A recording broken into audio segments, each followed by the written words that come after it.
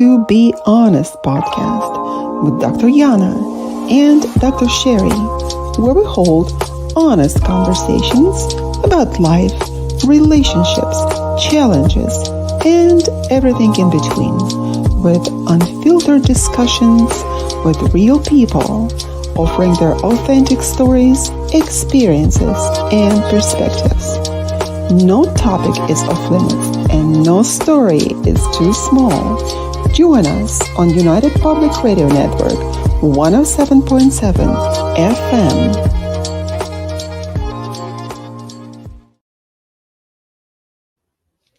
Greetings, listeners around the world. Welcome to Be Honest podcast with Dr. Yana and Dr. Sherry. We encourage open conversations and authenticity.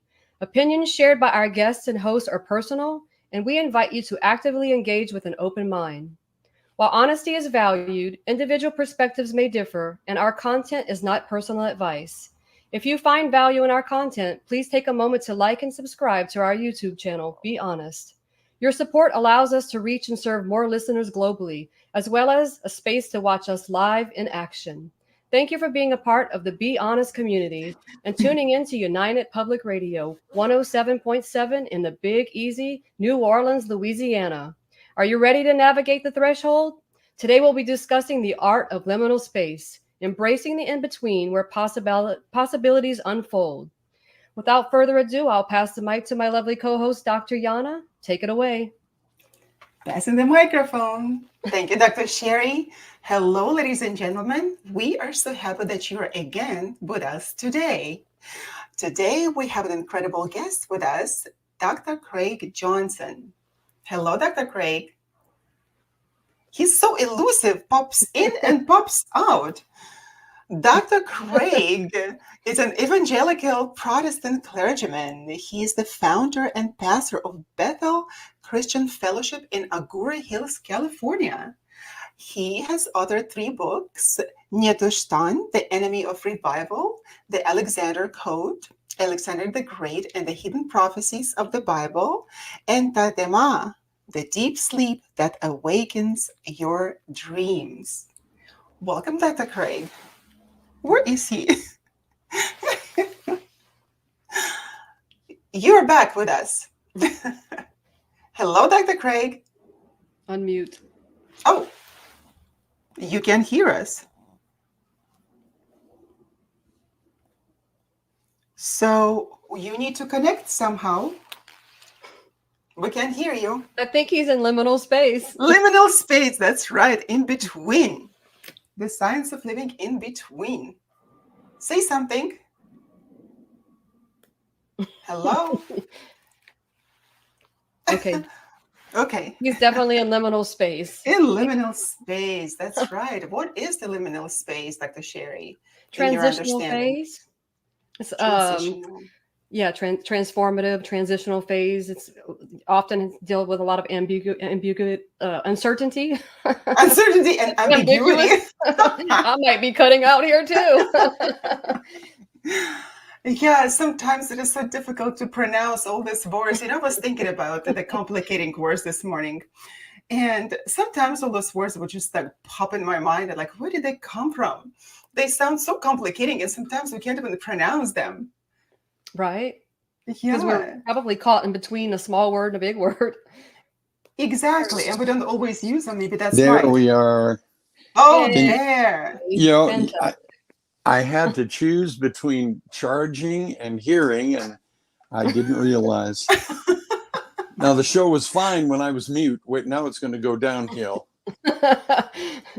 We told the audience that you're in liminal space. Yes, I am permanently. In between. I live this thing. Well, good afternoon, everyone. So good to have you on our show, Dr. Craig. Again, well, thank you. You were in the previous show, Science and Paranormal, and now you're with us on Be Honest. Well, I'm going to try to be as honest as I can and hold you girls to it. You're going to have to put your hand on your heart and just say, oh, left one, and say, I'll be honest. I promise to be honest. Nothing but the honest. So help me God. That's right. I know I know it is fascinating. You know, I've found if I can name something, I can understand it. And the topic we're talking about today may sound strange to people. We talk about living in between, or we talk about liminal space, but once you master the title and you understand the name, your life begins to open up. I've found that we begin to understand more and more and more about what's going on in our world right now. And being in between, it's a very interesting place. Liminal space is a neutral place between an ending and a beginning. I like to use an example. Let's say you're in a hotel room and you don't like that. The TV doesn't work, or the hot water isn't working. And they say, well, we're going to move you out of room 101 to 103.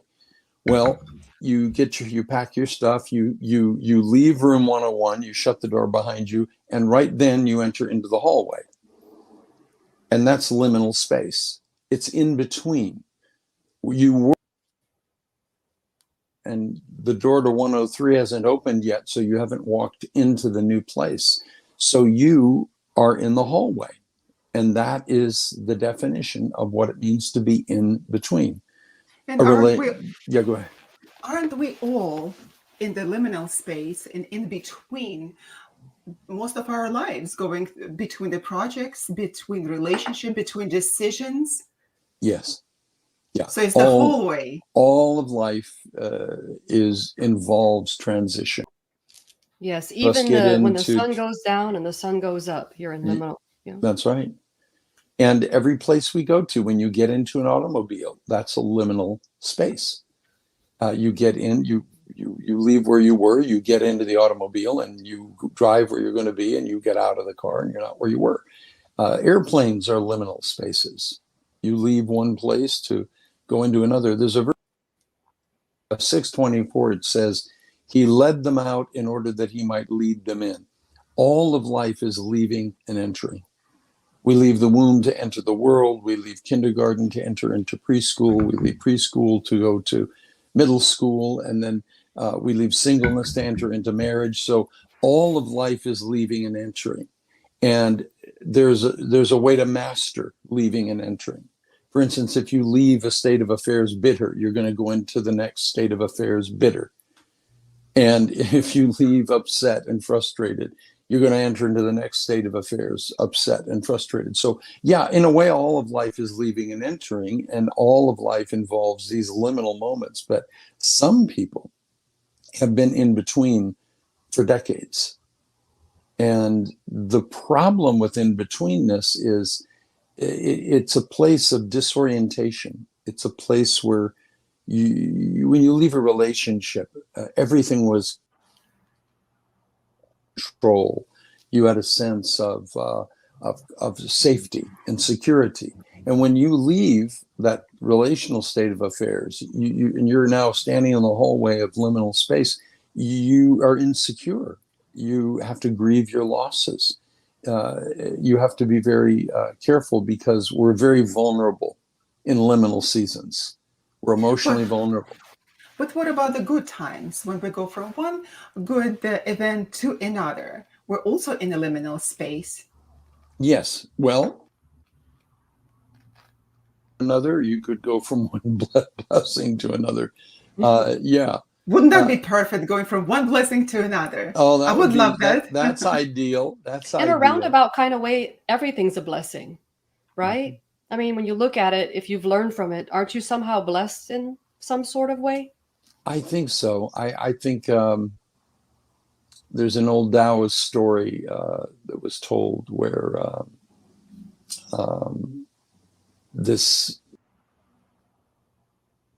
all of his horses run away, and his neighbor said, "Oh, gee, they were so sorry." And he says, "It's okay. It's okay. Who knows? It's okay." The old man is just always calm. And then his son falls down and breaks his leg, and they commiserate with him. He says, "Oh, we're so sorry your son broke his leg." And the father says, no, it's all right. It's all right. And in this string of things that happen is the horses. And the government comes the next day to put his son into the army, but because his leg broke, he's inadmissible. And so, as you said, horrible things can have a different turn. We have to put a different view on almost everything that happens in our life. Because I think we're all survivors of things that look like catastrophes that turned out to be the greatest blessing of our life, for sure. Well, could it be that in order to console ourselves somehow and find meaning in misery and suffering, we tell ourselves this is for the good, you know? Mm-hmm. God is always putting something on our path to overcome, to make us better, to show us blessings down the road. But it surely doesn't feel as a blessing when you go through hell, right? Not in Like the moment. Churchill, one of my favorite guys on earth, he said, if you're going through hell, keep going. Keep going. Don't And I'm quit. sure for him it was not a blessing because there was a war at the time and wars cannot be a blessing.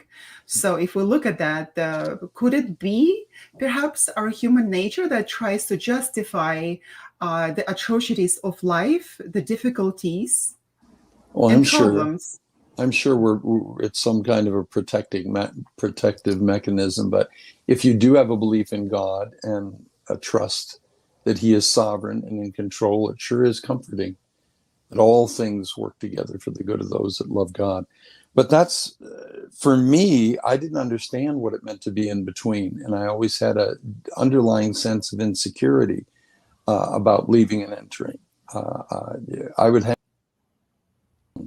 I would not leave toxic situations because it's all I knew.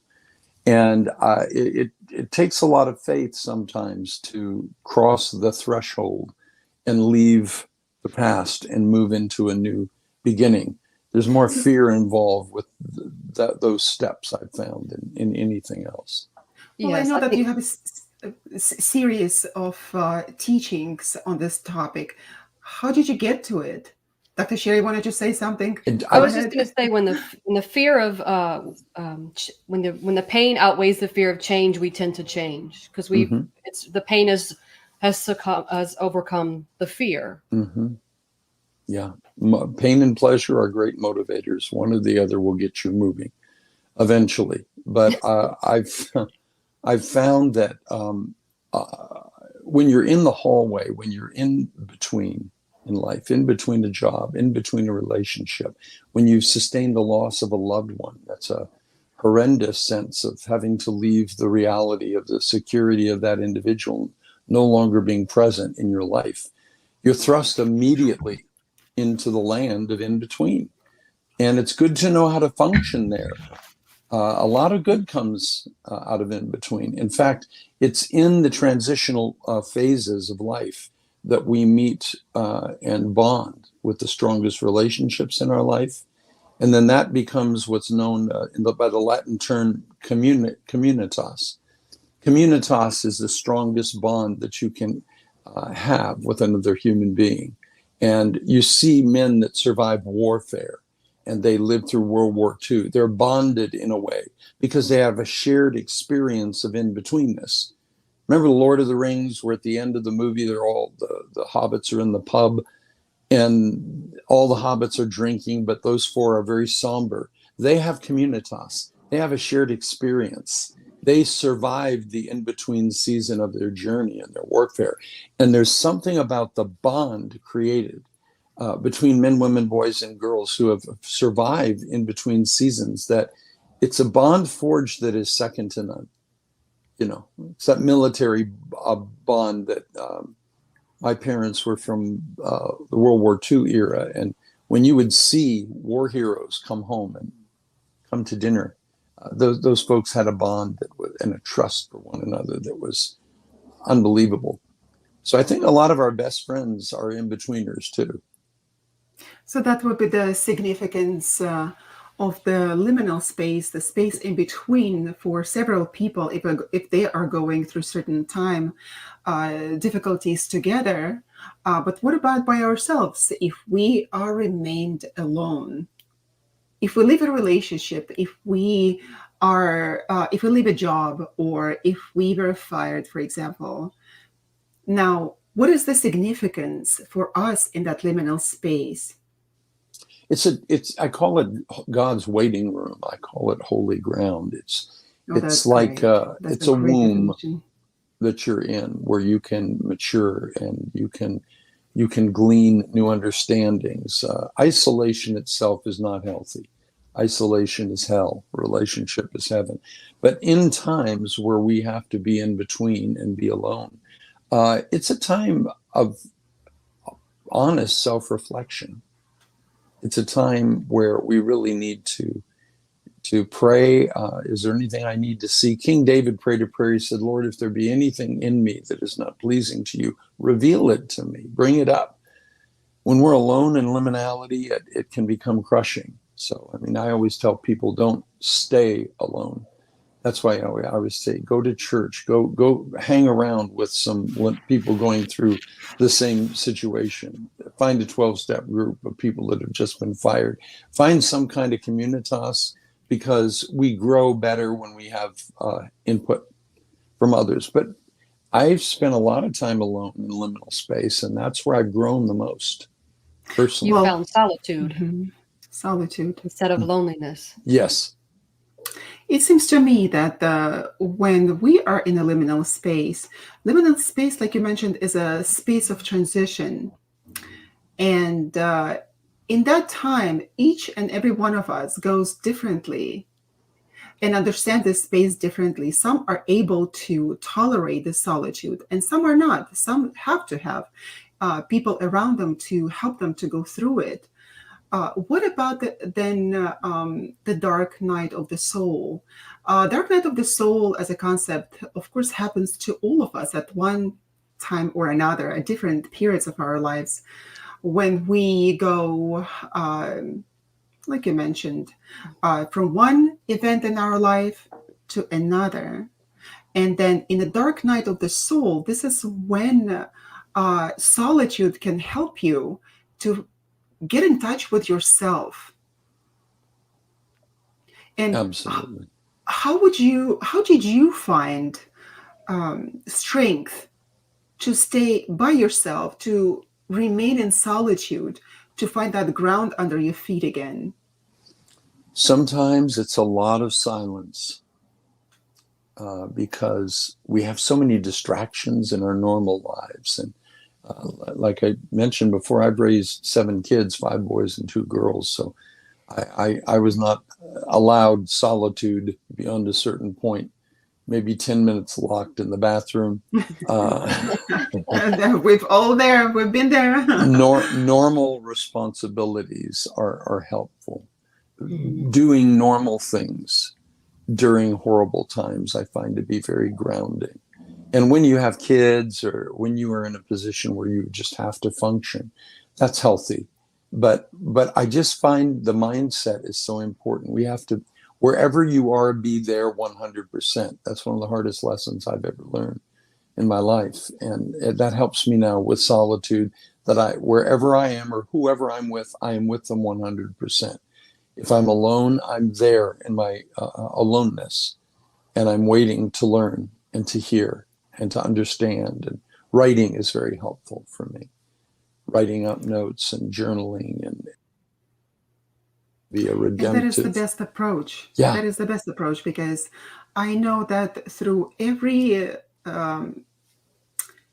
dark time in my life, any liminal space, any hallway that I had to walk from the beginning to the end, I know that I was and preferred to remain in solitude. I preferred to get in touch with my soul and with my heart.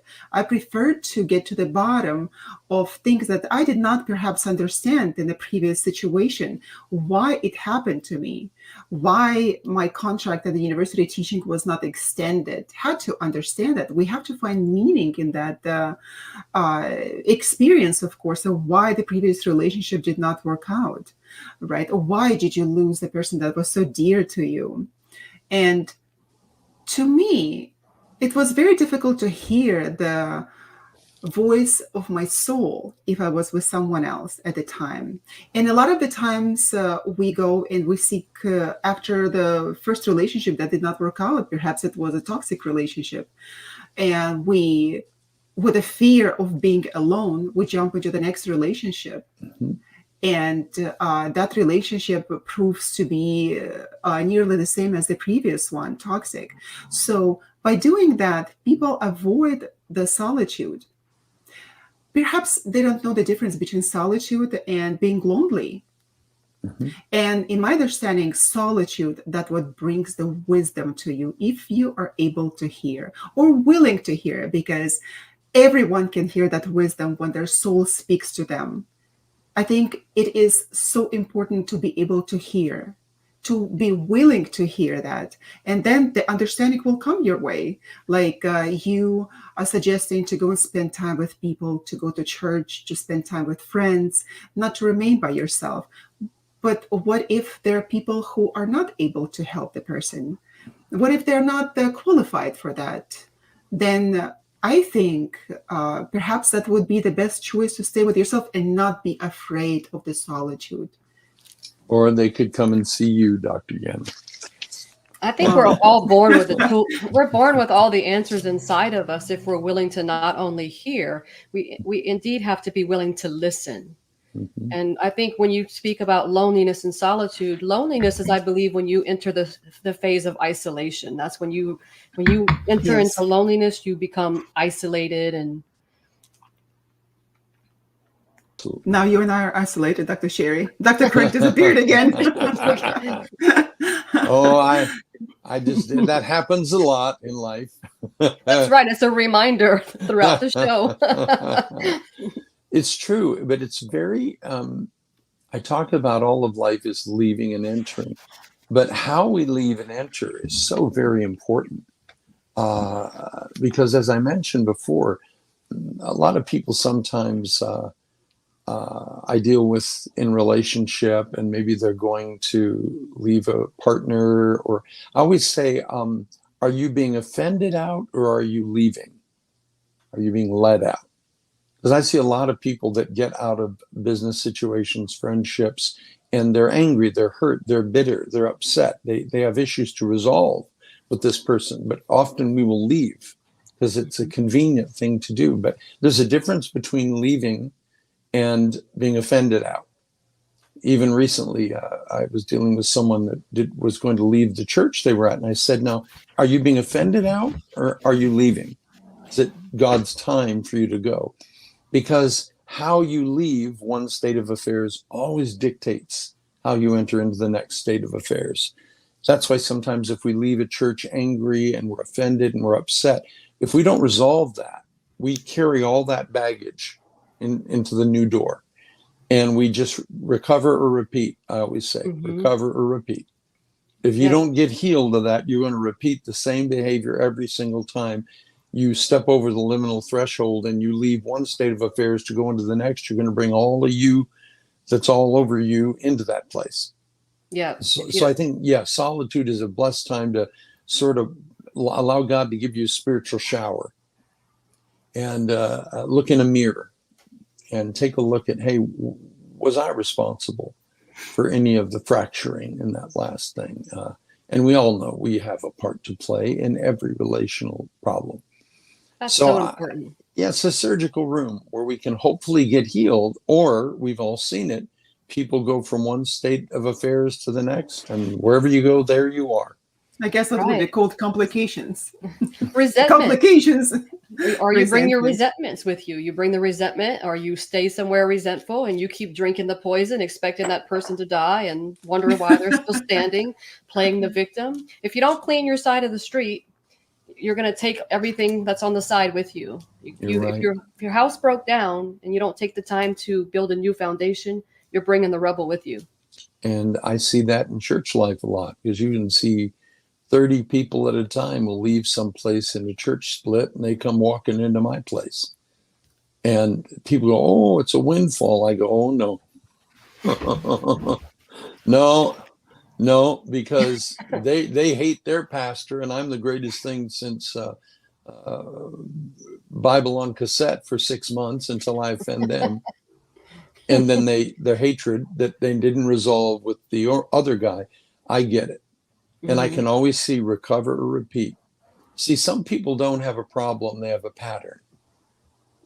Good point. Some people say, well, Jimmy wasn't warm and Bruce didn't take care of me and Tommy wasn't affectionate. Well, you know, the only thing that's common in all your relationships is you. Yeah. And it could be you. I say, you know, I know it's shocking, but yeah, liminal space is supposed to be God's waiting room. It's a showering place. It's a mirror. What we need to see. And this is when you are supposed to wake up. Mm-hmm. That's the space of awakening in the hallway, or God forbid in the hallway ever to wake up, literally physically, but spiritually, intellectually, and liminally, we have to be able to wake up at the time. And a lot of the times we don't. We don't, like you said, that we have patterns that we follow sometimes our entire lives, and we don't understand, and we cast rocks at other people instead of just casting those rocks at ourselves. But in order to do that, we have to understand that we have that pattern. Sometimes that pattern is a problem, but if it is not a problem, it's just a pattern that you've been following, perhaps it is the time to look at yourself and understand it, and only then keep moving forward. Yeah, because ask yourself, what is your part? What is my part? Absolutely, because we have to take responsibility for that, and a lot of the times carrying responsibility is the difficult thing. So that is why, or thinking is also difficult, like Carl Jung said, and that's why most of the people blame. So in order to think, I think that the solitude is that's when it comes. And I keep seeing the our French commander right above your head. Oh yeah, so interesting, like the tip of the. I'll bring it down a bit. No, it is okay. It is okay. It's just that the shadow, the remnants of Napoleon. That's your archetype in the back. Yeah, perhaps could be. People say this guy's got some interesting issues. Yeah. Well, don't we all? Like you said, perhaps not issues, but patterns.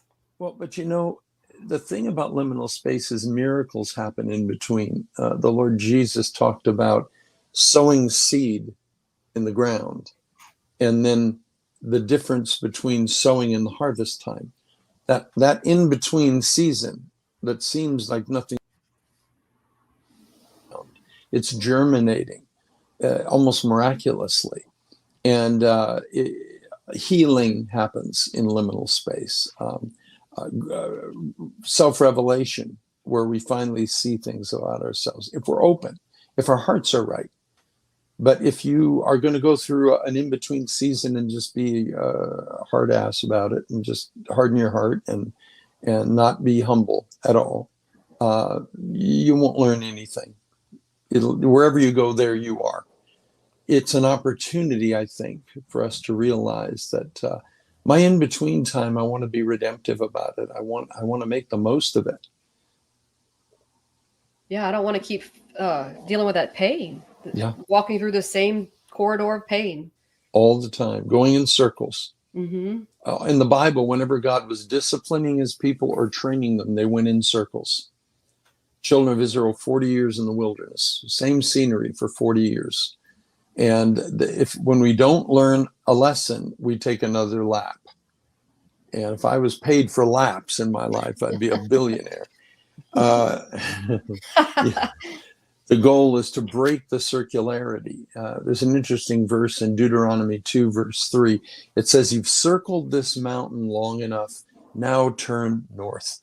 It talks about leaving the circularity of our lives that's become poisonous and harmful and turning into a straight line of conquest. And many of us don't realize it, but we're walking in circles. And the symbol of spiritual life is not a circle, it's a spiral. I mean, you're supposed to go around once and go up. You see, you're supposed to advance. Like the strands of your DNA. Yeah. Yeah. If you're just going in circles, that's a very painful liminal space. Mm-hmm. And the children of Israel were in that circularity for 40 years until they learned the lessons they needed to learn. And then Moses died. and he led them in a straight line across Jordan into the promised land. So I think many of us it's time to quit circling the same mountains, and it's time to go into a straight line. Climb those mountains. Yeah, there's a joke since the Bible is a Hebrew Bible, right? And we're talking about the going around in the desert from the 5 books of Moses, right? The Old Testament. Yeah. So there is a Jewish joke that says the group of Israeli alpinists successfully went the highest tip of the world, Mount Everest. No, you're not catching up. Well, okay.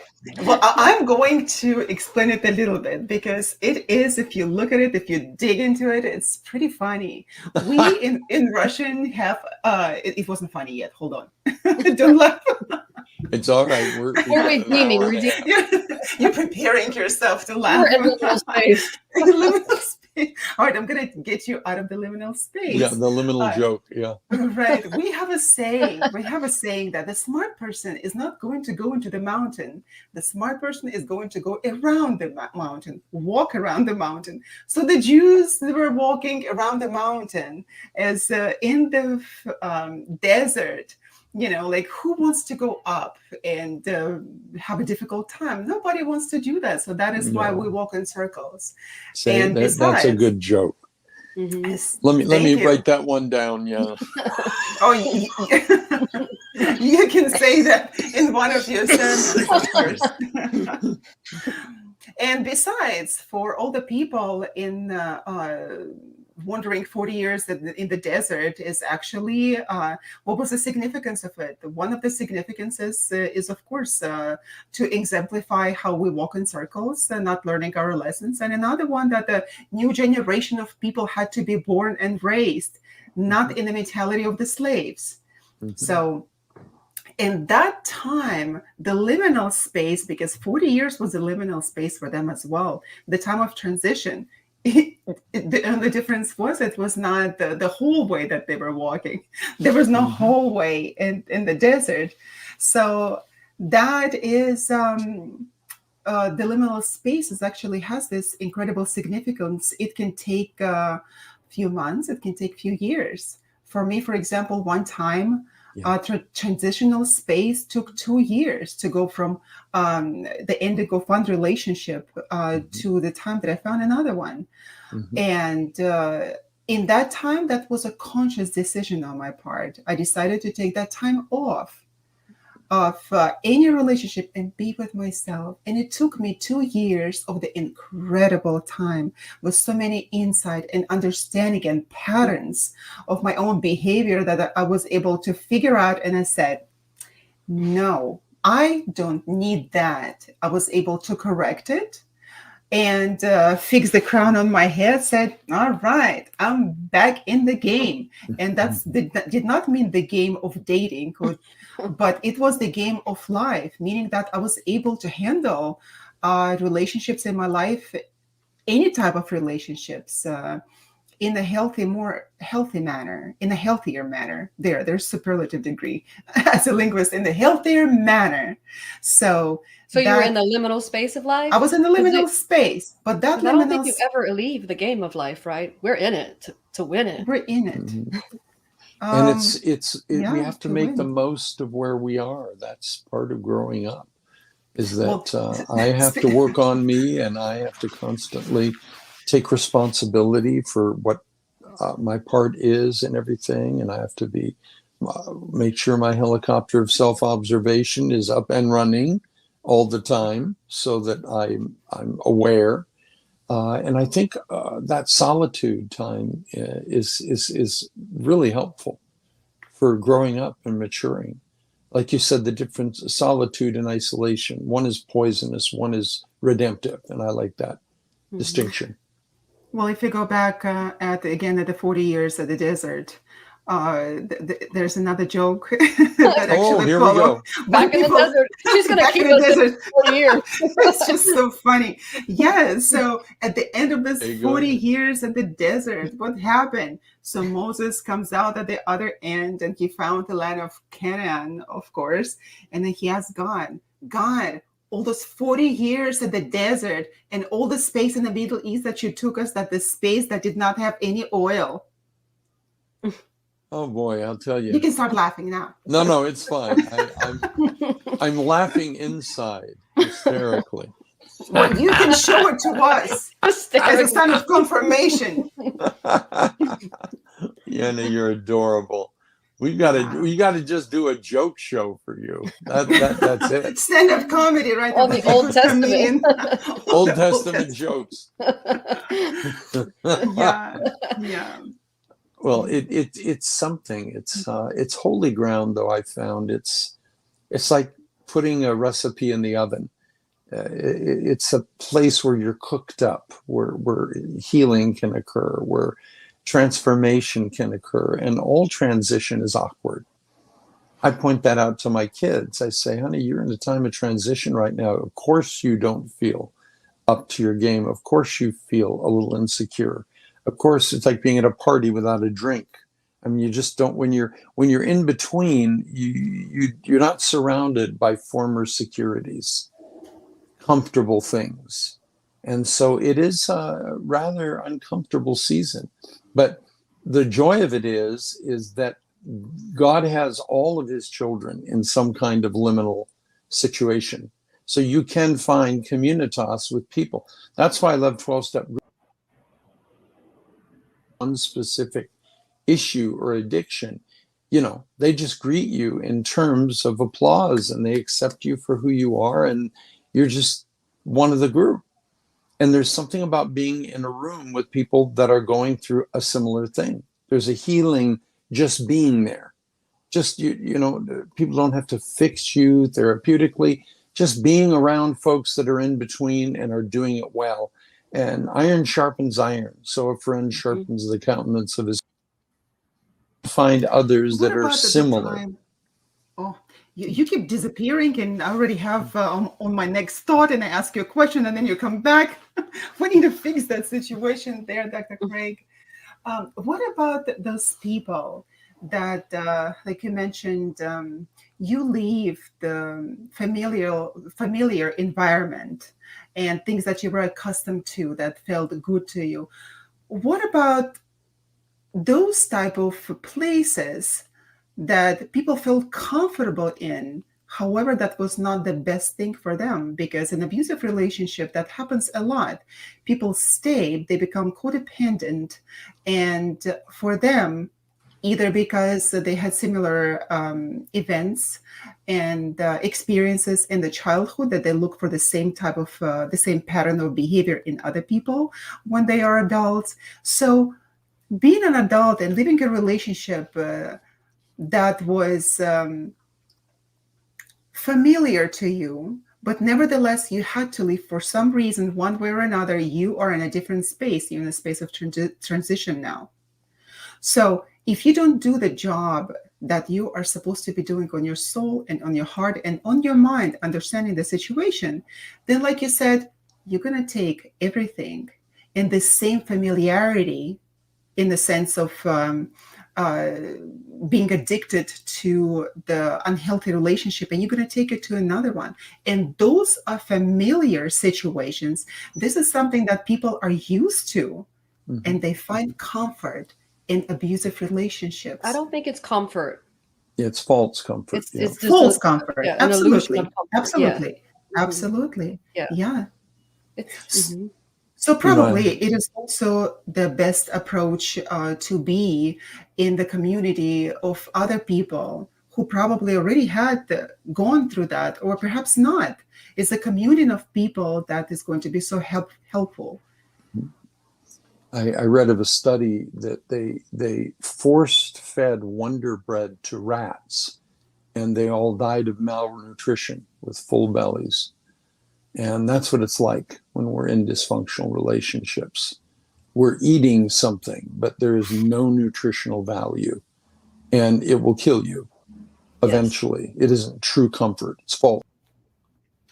Resentment has the power to kill. And like you say, codependency is a state of such abject brokenness that, yes, you are drawn only to sick puppies. You're drawn only to dysfunctional situations. But I think there's a point in our lives that we have to make a choice to get well.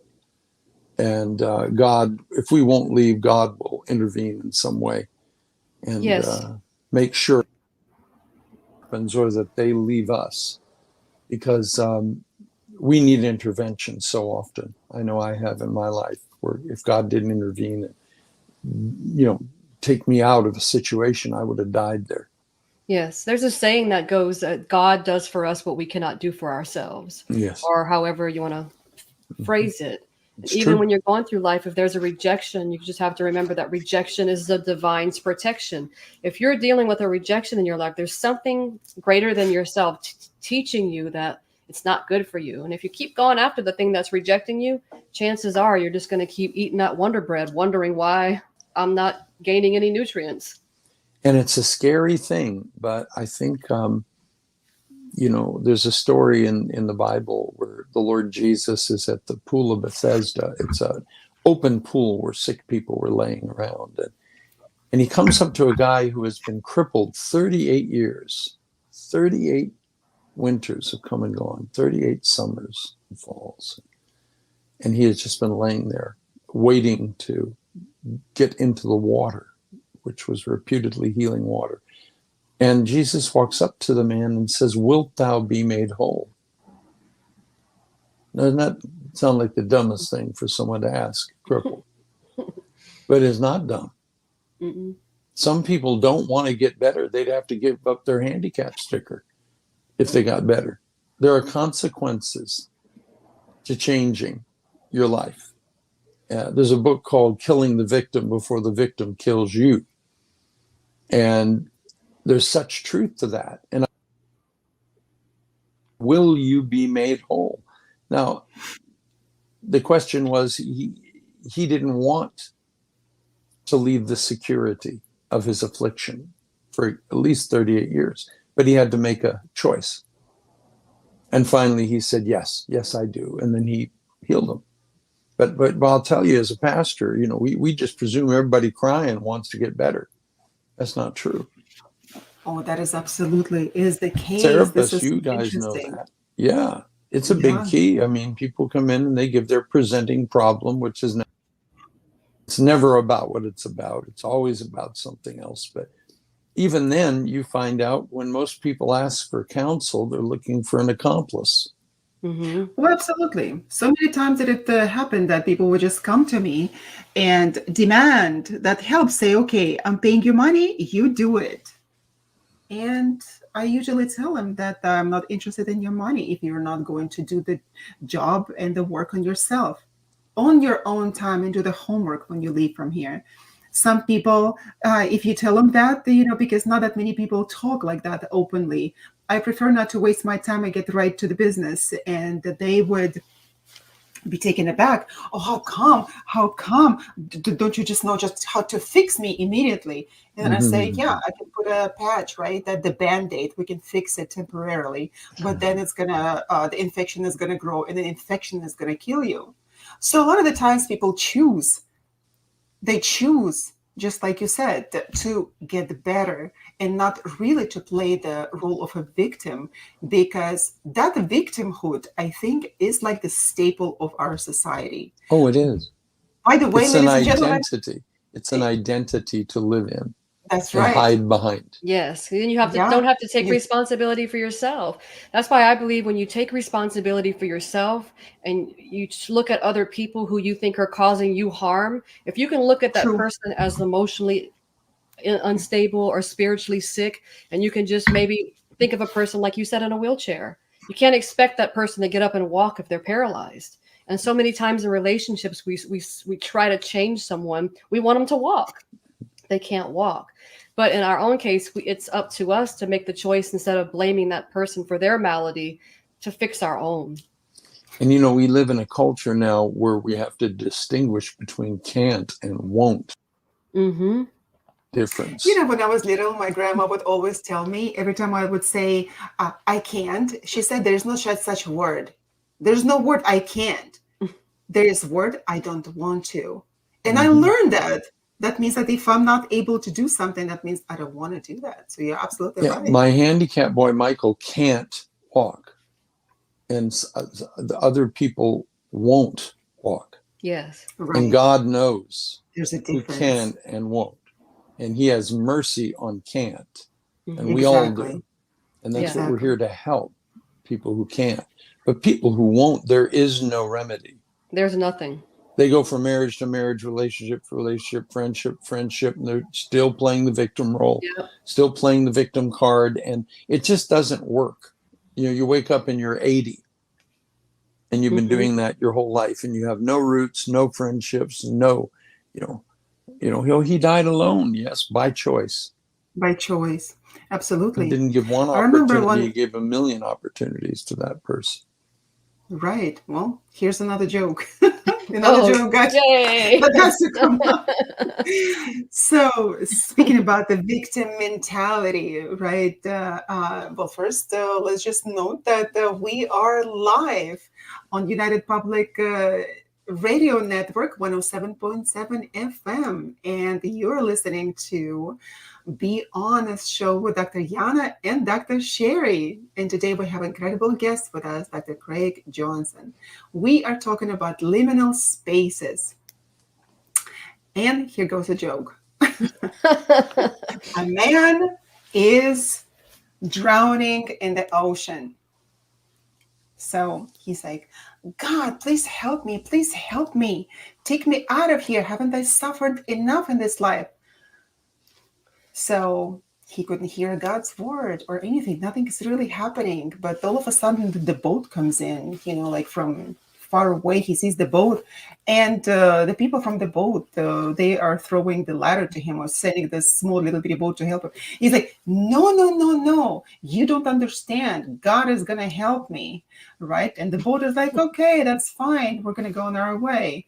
And he's like, God, I've served you so much my entire life. I've been nothing but good, and you are abandoning me. So the next thing, there's a helicopter that goes.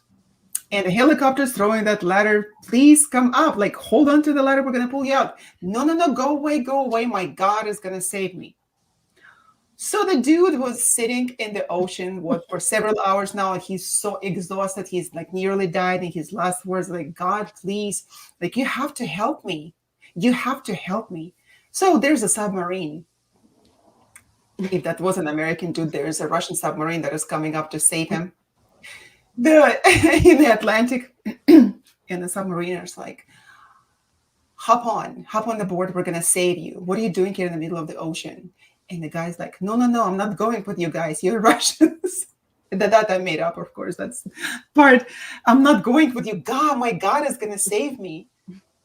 So the submarine disappears, go back into the waters.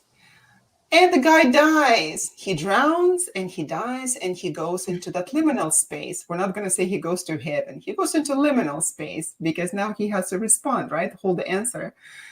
And he says, God, whenever he sees him, why haven't you saved me? I've been so good to you. And you are such a bad and vengeful God. You didn't save me. And God said, what are you talking about? Dude, what are you talking about? Just like that, like the Robert De Niro. What did he say in the movie? Analyze me, analyze that. He said, what are you talking about? Right? Are you stupid? What are you talking about? And he said, I sent you the boat. I sent you the helicopter. And I sent you even the Russians, the submarine. You didn't want to be saved. That's right. That's the thing. When people don't want to be saved, they can even cry out to God. That's right. And we don't recognize deliverance when it comes. No, but at the same time, there's so many That's times. a good joke. That's a good joke. Yeah. I got to give you a thumbs up on that. All right. We're going to start the show. Yana's jokes. Now I forgot what I was going to say. Very difficult to All recognize. those interruptions, huh? Well, is like liminal space akin to purgatory In a way, on Earth? I think it's a season of time in between what used to be and what is not yet. It's being caught between the right now and the not yet. And it's either a terrifying time or it's a redemptive, healing, holy space. And I think when we first enter into in-betweenness, it's terrifying because you lose control. You have no sense of control. A lot of anxiety, a lot of questioning. And it's at this time when we're particularly vulnerable that we need to be on our guard from what I call tricksters, liminal criminals. There are people who can smell someone in between. They can smell your insecurity. They can smell the fact that you are not in charge, and they enter in. There are people that thrive on chaos. There are people that are only happy when they're causing trouble. And those kind of folks are drawn. They can smell someone in a liminal space. And so it's really important when we're in between that if we're with people, they need to be people of communitas. They need to be people in a in-between 12-step group. They need to be true friends that are safe, that love you as an end in and of yourself and don't want anything from you. Because tricksters that show up, men or women, when we're vulnerable, they're there for chaos usually. Mm-hmm. You know, it does feel as you are in purgatory, right, Dr. Sherry? It does feel. I know that about myself when I was going through times like that. I wish that someone would just stretch their hand to me and just tell me how to get out of it once in a while, because I didn't know how to do it myself. And I would wish for this kind of help. And I would seek that help, but not being able to find anywhere that I went. And I went to many places, including a church, and people were not able to help me. And what happens is that a lot of the times we can't rely on people because people are people, they're human. And then you rely on that divine grace within yourself, that divinity that is in you, and you have to reach to that. Because if we look at the purgatory, what is a purgatory? Purgatory, by the way, that the idea that was given to us by Divine Comedy, right? So if we look at the Divine Comedy, why was it called a comedy? Why was it divine, right? Because at the time that it was written, it was called a comedy because it was written in vernacular. However, it could not pass for anything that could be published, and that is why it had to be called Divine Comedy. So instead of just a comedy, it became a divine comedy, right? Because it was, in fact, tragedy, right? It was a tragedy to be in the purgatory, to go through the 9 levels of hell, if you're lucky to go through the 9 levels of hell. If there's a 9 levels of hell, that means that there should be 9 levels of heaven as well. I guess the cat survived that one. That's right. 9 lives. So where did that come from, Dr. Craig? Tell us. Well, purgatory is a Catholic doctrine that was invented. The alternatives of heaven or hell immediately seemed a little bit too extreme. So let's have an in-between. Let's have an in-between place where you're purified, or you get a second chance, or you're able to be gain more understanding, and you're able to progress. And but it's not a biblical concept. It's not in the Bible at all. But I think when most people hear purgatory, it is a good usable word for liminal space. It's a place of learning. It's like Ebenezer Scrooge getting to learn about his life, and the Christmas past ghost comes and says, "Let me show you your past." And if we could have experiences like that, the idea is we would throw the junk off earlier. We would become consecrated and holy people. And that's what people were doing at the time. If you remember, they were buying indulgences. Yeah. Right? Yeah. What is the indulgence? They would just pay the priests Paper money. that said And grandma just got 5,000 years off in purgatory. Then right, you build so that St. would be Peter's. purgatory. Yeah. I've got to think of that. That was To a shake off moneymaker. yeah, exactly. It was a huge moneymaker to shake off your sins. But Don't see, we have it nowadays? Dr. life is a schoolroom, and we need to make the most of our learning experiences. And unfortunately, people don't like to keep learning. I call it the hardening of the categories. Well, usually when we get older, we get rigid. You can tell how old you are by how much a new idea gives you pain. We are to be childlike our entire lives. We're to constantly grow and be becoming.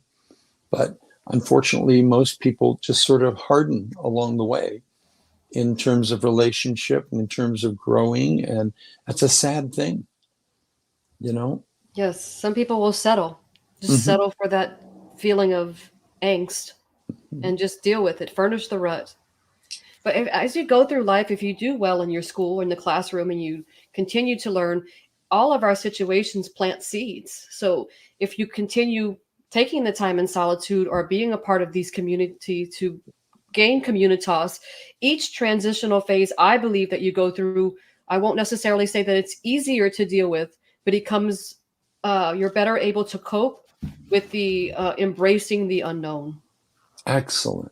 And that's why I hope by naming this today, some people will say, oh, in between, oh, that's what it's called. I call it hell in the hallways. Yeah, purgatory, guys. Yeah. Purgatory. You've left one room, you haven't entered into the next one, and right now you are in transition. And if people say, well, gosh, that's where I am, well, then it's good to know. Because naming in the Bible, if you could name a demon, you would have authority over it. And there's just something about the power of naming conditions even.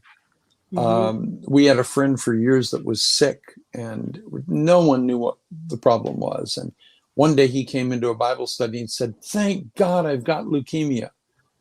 I mean, finally they discovered what it was, and now he could do something about it. But there's something beautiful about naming something.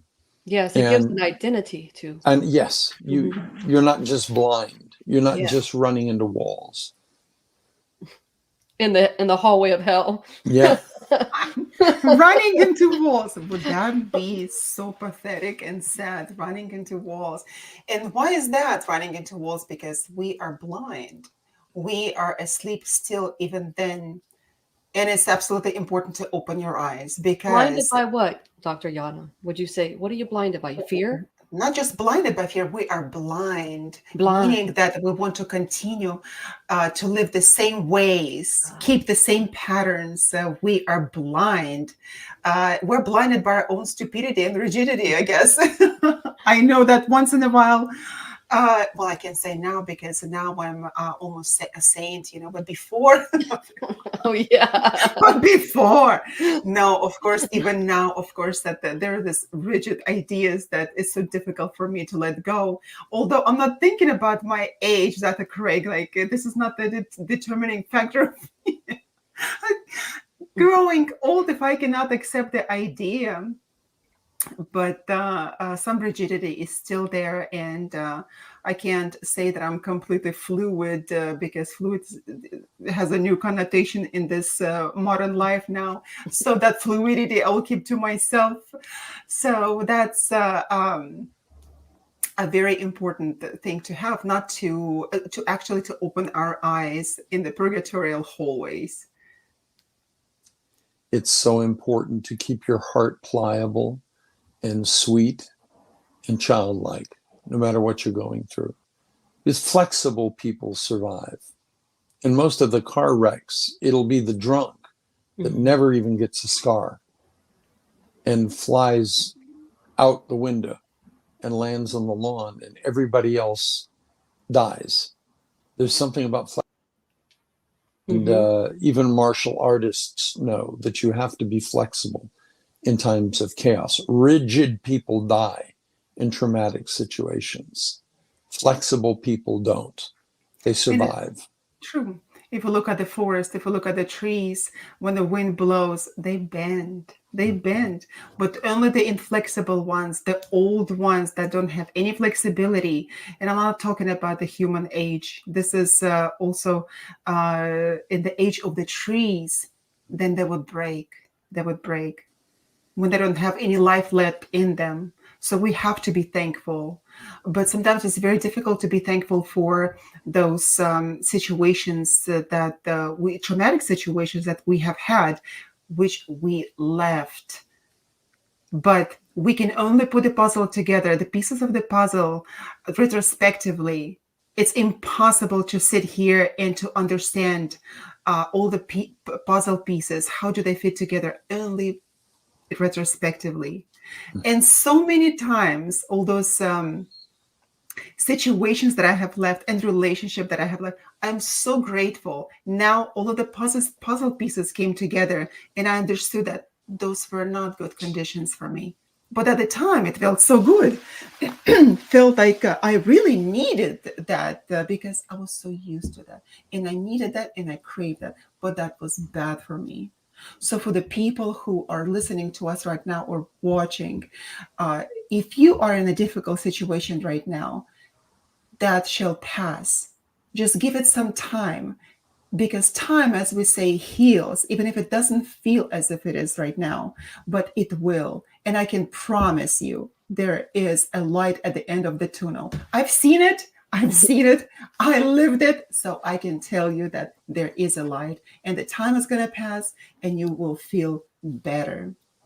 So just keep reminding yourself that this shall pass. In those difficult situations in life, and I have had, or had, let's just say had, to be grammatically correct, I had many of those situations, such dire situations, like sometimes life and death situations. And I would feel so bad. And, it is the time of incredible despair. And that liminal time, doesn't matter how big the situation was, it could also be the time of despair. The only thing that ever helped me, the only thing, I've tried so many different techniques, is to talk to myself and say, this shall pass. This shall pass. And it doesn't matter how many times I told myself, this shall pass. This shall pass. And that helped me. That was the only phrase that helped me. Who was that? The Ecclesiastes who said it, right? Again, in the Old Testament, this shall pass. Everything passes. I think water is a good analogy when you say fluidity, because we're practically made of water, and water is not rigid. It's always flowing. So if you just remind yourself, just be water, and flow. Because when you Yeah. become rigid, you can't compress water. Not the bog or the Compress swamp yourself. water, right? The flowing water, the live water, right? The water that moves, preferably the mountain water. It's the best. Space Mountain rivers. It's sacred ground. It's holy ground. It's healing ground. It's God's surgical room. It's when surgery is going on. So it is a productive time. Sometimes we are more productive when we're sitting still than when we're running around like a chicken with their head cut off. I think there's more we can learn more in a short period of time locked in a liminal room. The bumps of life. And so the condition of our heart is the most important thing. Will I make the most of this? Will I let this be a healing time? Am I willing to look in the mirror and see the truth about myself? And God, give me the strength to face what I need to face, because God is so merciful. He won't let us out into the new thing until there's a degree of acknowledgement and healing. Otherwise, we'd be poisoning everyone we run into. We'd be taking our toxicity everywhere. And so it's often the mercy of God that he locks us out of the hotel rooms for a while until we can learn a little bit. Absolutely. And I wanted to get back to the topic of adopting the victim mentality.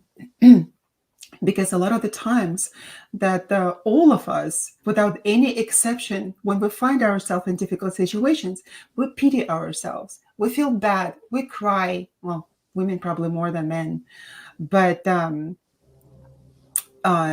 feelings are still there. Those feelings of despair are still there, and we do feel as the wrong part, right? The in the relationship, there are two parts, right? Two people. We feel that the person that had been wronged, right? Yeah. Because we are human beings, and we're egoistical human beings. And of course that our interests come first. And that's what we believe, that we've been wronged. And we do feel victimized, right? And what happens at the time, that even if we feel that way, I think it is so important to get the hell out of that mentality. It's absolutely important not to really pity yourself for so long. There is time. I think, in my understanding, that you have to allocate some time. When you're in that liminal space, you have to allocate that time. You have to make a plan for yourself. Okay, so this is the week that I'm allowing myself to cry, to binge eat, to binge watch the Netflix. And that is going to be the end. For example, from Monday till Sunday, say, but on Sunday night, you go to bed, and in the morning you get up. And on Monday, next Monday, you are new human being. You fulfill the plan that you set out for yourself, and you create the action plan. And that's what has to be. But I had a friend, actually numerous friends. They were good people, but their entire life that I observed them, they played the victim. They played the victim, being good people at the same time, but they did not amount to much in life. All of their relationships, one after another, were ruined. They did not accomplish goals that they ever wanted to accomplish, that they would set up a plan for themselves, but the plan would still be a plan, an implemented plan, because of being a victim. Someone would always be wrong. Someone would always be there to blame for their inconsistencies, for things that did not turn out well. And that is the huge pitfall that we have to watch out for. Not everybody's as capable of following or implementing such a plan out of victimhood. I believe that victimhood is a ongoing process throughout the rest of our lives. I think there will always be moments that we will find ourselves in the victimhood. Absolutely. If we don't take responsibility for our actions and every choice that we make, we are playing a victim in some shape or form. Mm-hmm. So I do agree with you. Having a plan is beneficial, but I don't think everybody's going to follow that. And I think, right. How do you come out of victimhood, Dr. Johnson? Can you? Well, I've heard so many phrases in the culture lately. We hear about have a systemic sin problem. Is that we're all sinners. That's our systemic problem. And we are all victims, and we are all victimizers. We have all victimized other people. You can think of it, or just let a few pop into your head right now. Yeah, People you spot it, you got it, right? Yep. And there's something about the nonsense, this bifurcation between certain peoples are victims and others are the victimizers. And that Marxist model does not bring inner healing, doesn't bring help to clarifying people's identities. It is a constant blame game, where and that is why everyone it is pulling takes the away rod of blame. responsibility. And Absolutely. you have no responsibility because you play a role. But the truth is, we've all victimized others, and we've all been victimized. So since we're mutually participants, we have to have grace for ourselves in areas where we have been hurt, and do the best that we can to bring healing to those areas. But we also have to be utterly blunt and brutally honest that we ourselves are also victimizers at times. And Absolutely. we all switch in both of those roles all throughout the rest of our lives. We have to accept that. systemic sin problem is always going to be raising its ugly head. Me, mine, mine. Gimme, my name's Jimmy. That's always there. And I find that's a holistic way of viewing it, where you can't fall into one ditch of identity. Both. And even in one given day, we are victimizing at some point or being victimized. And it's part of growing up to see that we're culprits too. I have a phrase that I love. I always say, look what you made you do. Look what you made you feel. Look what you made you think. Look what you made you react to. We always and only can take personal responsibility for our own victimizing that we commit. We can't be responsible for what other people. A wise friend told me, he said, when you're pointing the finger at other people, how many fingers are pointing back at you? 4. 3 or 4. Yeah, so. Oh, that's really good. That's the problem. And it's always true. And Mother Teresa said, you can't love somebody if you're too busy judging them. That is so interesting is that, growing up, it was a really bad taste to point fingers. And as a little child, you point fingers. And my parents and grandparents would always say, it is really not a good thing to point fingers. So in the Russian culture, that would be more polite. You don't point finger like this. You show like this. You show like that and like this. So all the fingers point at other people, Dr. Sherry. We were taught that as well. When you're polite, all the fingers show at other people, point at other people. You just so have when to you're not being polite, politely. you're shooting the gun. You just have to do it politely. That's right. Yeah. Besides, what is diplomacy? Do you guys know what diplomacy is? Being a diplomat? No. There's a joke coming up. That's right. It's like walking in the desert. What is diplomacy, guys? Diplomacy is the ability and the science to send the person to hell. And that person goes there with a deep sense of satisfaction. Yes, that's a diplomat. So seriously, we have also known as a narcissist, right? That is, if we just look at that, jokes are jokes, but nevertheless, we have to be able to approach our own situations with jokes. Over the years, every time that I would read, and I love to read the philosophers and their quotes of classical era, and I would stumble upon quite often. What did I stumble upon? Hold on. It's just like I have like 10 I have 10 thoughts in my head, and I'm like, oh, too many of them just want to pop in, of course.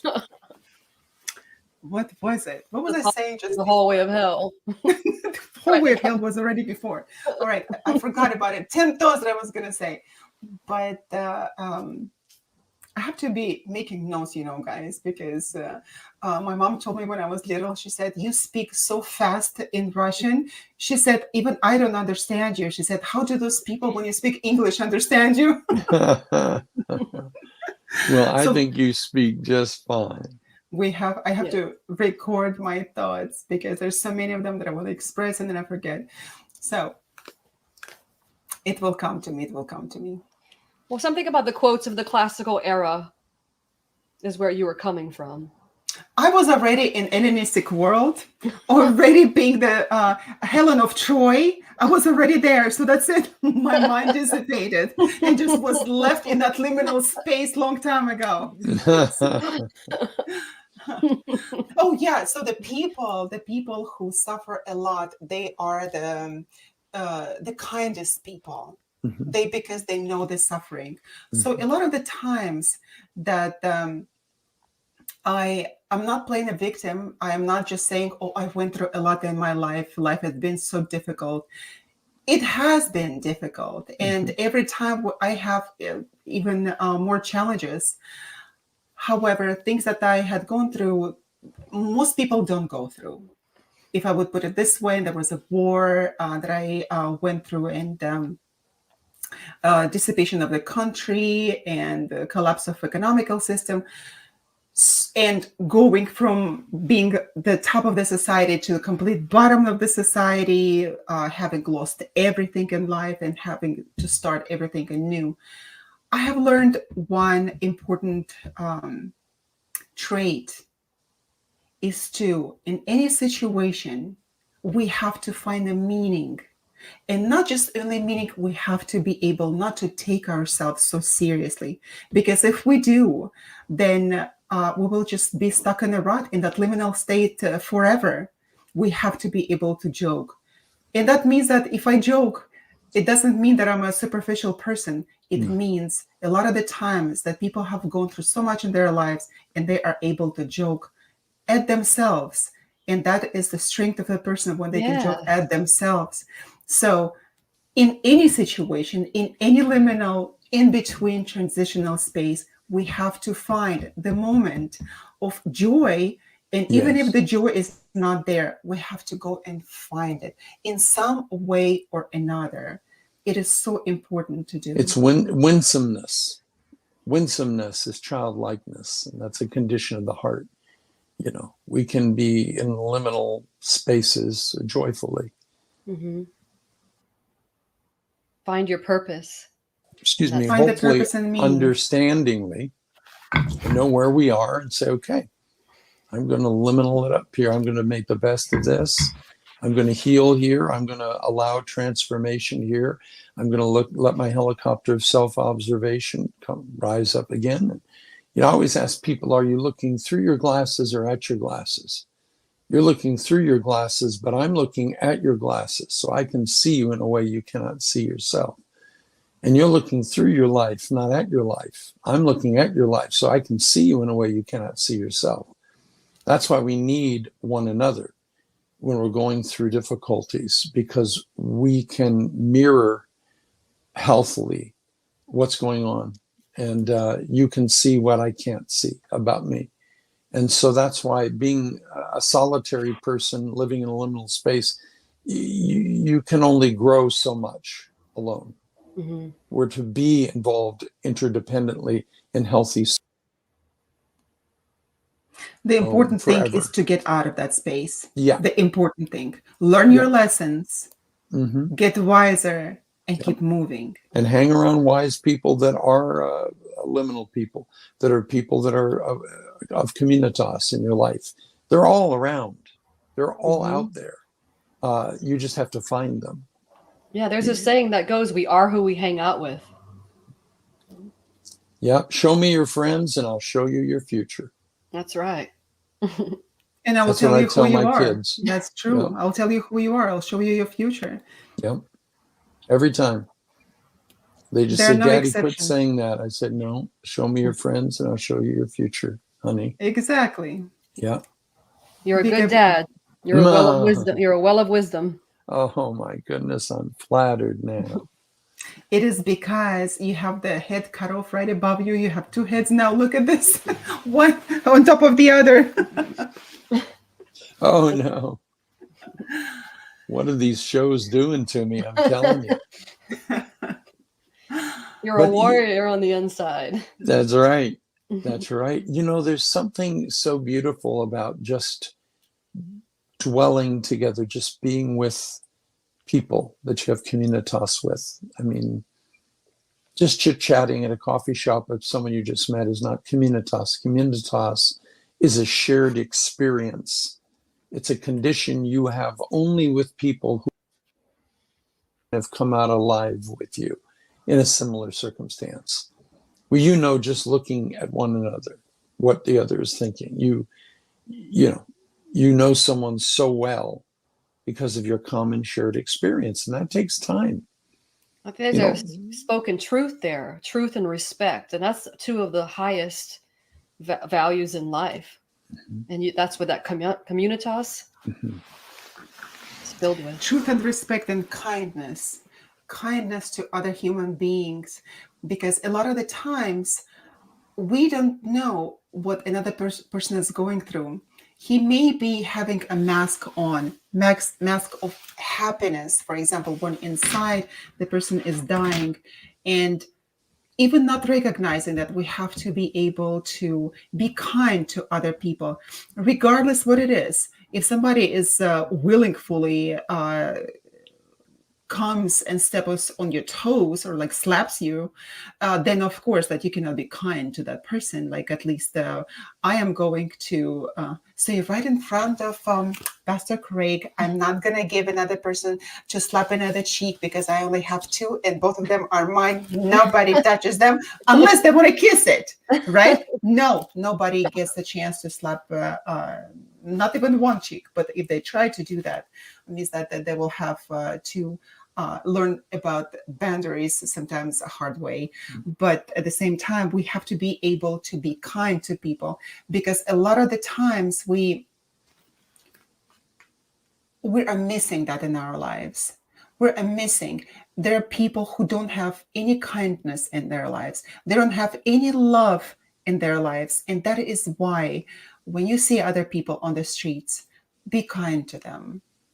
Yes, when you practice being kind, you practice mindfulness, I believe. Mm-hmm. It's like kind and mind. So when you're mindful, you have the capacity to be kind. Yeah, Dr. Sherry, my mind is very full of so many different ideas. I have no idea what is being mindful. I think this word has well, you have a lot of jokes in there, I'll give you that. Overused. Mindful, full-minded. Yeah, that's true. That's you know, Abraham Lincoln said, everywhere I go, I pluck a weed and plant a flower. And that's just a beautiful way of seeing things. We're here to be answers to other people's prayers. Mm-hmm. That's a beautiful saying. We say, Lord, I'm available. I want to be a part of the solution, not part of the problem. And it's amazing. He takes me up on that every day. Don't you have a piece of Abraham Lincoln somewhere in that? Oh, heaven's sakes. I've got a piece like his nail, the pinky or something. No. His hair, right? I have some of his hair. I have some of his hair. I have a piece of wallpaper from his bedroom. Oh, yeah, that's right. I have from bedroom. Peterson House. I have. Why bedroom? Oh, I think that's it.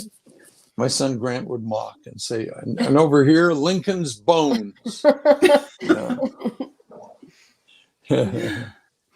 One of my stepsons said, Daddy, you should redo your hair with historical hair. I said, thank you so much. You smart aleck. Is that a toupee? No, it's a relic. You are going to plant that hair and you are going to sign a new declaration, right? Maybe we need a new declaration as a country. It might help. But you know, it's interesting. That word communitas is so helpful because you find people often that you feel you've known your whole life. And you don't need to get too acquainted. You get acquainted right away. It's usually because you're sharing with a liminal questions. You feel a certain bond immediately with certain people. And it's usually because you have a commonality in in-betweenness. And you just need to, I'm sort of a collector of questions. I just ask people questions until I find out all I need to know about them. And it's funny, if you are on an airplane and you just ask people questions, I always say ask people questions. And that rarely ever happens. But it'll take a 2-hour flight up. That's true. But when you're in an airplane, the thing is that people are more willing to open up to the people that they don't know. And they think that they will never see you again. Yep. Imagine their frustration and their horror if they see you back again and they poured their heart out and told you everything about themselves. I had an old preacher that used to say, son, get yourself a jackrabbit, confess all your sins to him, and then shoot him in the head. That's what he used to tell me. What was your response? I became speechless all of a sudden. Poor rabbit. Yeah, See, this is not joke time today. I'm telling what you. kind of pastor are you shooting the rabbit in the head? Yeah, because he knows all your sins, and now you're free. And now, Yeah. like in the Old Testament, Old Testament, I was going to say estimate and estimate as well. Old Testament, there was such a phenomenon, and many people don't know where the scapegoat came from. And the scapegoat actually comes from the Old Testament. It's when all of the sins of the people, they were casted onto the poor goats. It's like shooting this poor rabbit in the head. Poor goats, they had to carry all of the sins of those people and blames. So that was the idea of the scapegoat. Mm-hmm. Well, as long as it's taking my sin away, I'm grateful for it. Well, we're coming back to the indulgences again. So no such thing, taking away the sins. It's a lot of the times that it releases you of the responsibility that you have to be taken for your life. And then the actions that you take, they can be so harmful to other people. But if you come to God and say, oh God, please forgive me, I wronged that person, that now that person is suffering, but you do not come to that person and you don't say, listen, forgive me, I was wrong. Plainly, I was wrong. Then what good does it make to go and apologize to God about it? You have to be able to go and make peace with that person. Sometimes it is not possible, and you have to make that peace with yourself and only with yourself because of the difficulty and complexity of the relationships. At times you have to make that peace with yourself. Perhaps you don't have connection with that person anymore. The person died, like we spoke last time. But or if it were to harm them, if it were to cause harm with the amend, you would not. You would maybe stray away from amending. Yes. If what you have to amend would cause them to feel harm in any way. It is also a part of the 12-step program to go and amend relationship with people that you wronged. And unless, I think unless it would harm. Unless it would harm. Exactly. Yeah. But how do we know? We're just humans sometimes, that we don't know that person unless it's done willingly, right? Willingly. Some things you can still say you're sorry for, and some things you can just take to your creator. But I agree with you. If you can amend something without harming someone, absolutely take to do it, because I believe it offers you a freedom. It frees you. Yeah, we're the ones tied up in those chains with unforgiveness, and it's part of just being honest and walking in honesty with yourself, with God, yourself, and with others. And it isn't saying everything that comes through your head. That's not always healthy. But processing hurt and processing, usually sit down and write a letter and get everything out and then burn that letter. Never send that one. Send about the third draft if you're ever going to send one. And have a caring person read it as well. But it's so important to keep current in our own lives with our issues. And being in a liminal place just is difficult sometimes, but there's help there. God will always give us what we need when we're in between.